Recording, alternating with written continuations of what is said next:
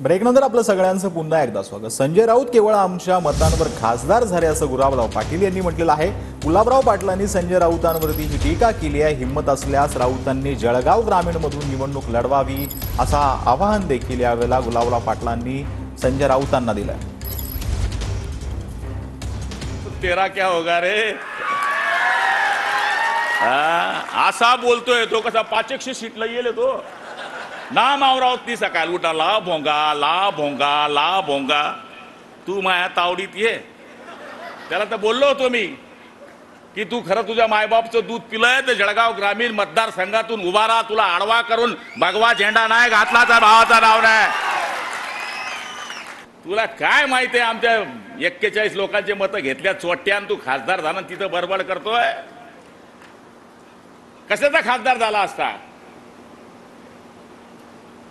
फक्त आम्ही मतं दिले म्हणून खासदार झाला।